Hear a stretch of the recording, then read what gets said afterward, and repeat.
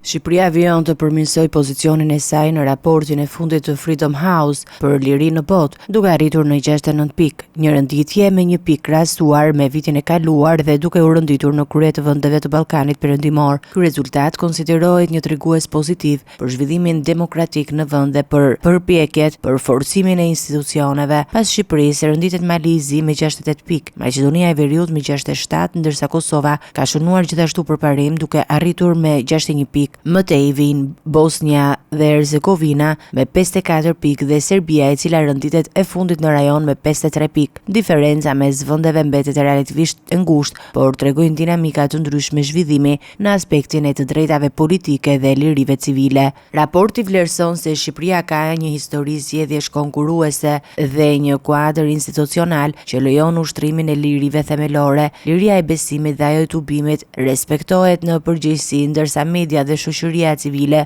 operojnë në një mjedisje relativisht të hapur, pavarësisht sfidave që hasin. Megjithatë, Freedom House thekson se polarizimi i fortë politik mbetet një nga problemet kryesore, duke ndikuar në funksionimin normal të institucioneve dhe në klimën politike në vend. Po ashtu, korrupsioni dhe mitmarrja vijojnë të jenë shqetësime serioze. Megjithëse, reforma në drejtësi dhe përpjekja për rritjen e transparencës ka nisur të japin rezultate konkrete. Në raport nënvizohet se forcimi i sundimit të ligjit dhe rritja e pavarësisë së gjyqësorit janë ndër faktorët kryesor që kanë ndikuar në përmirësimin e vlerësimit të Shqipërisë. Këto zhvillime konsiderohen thelbësore për konsolidimin e demokracisë dhe për avancimin e vendit në rrugën drejt integrimit evropian. Raporti i këtij viti mbulon periudhat nga 1 janari deri në 31 dhjetor 2025 dhe analizon situatën me 195 vende dhe 13 territore në mbar botën. Sipas tij, vetëm 21% e popullsisë globale jeton në vende të konsideruara të lira,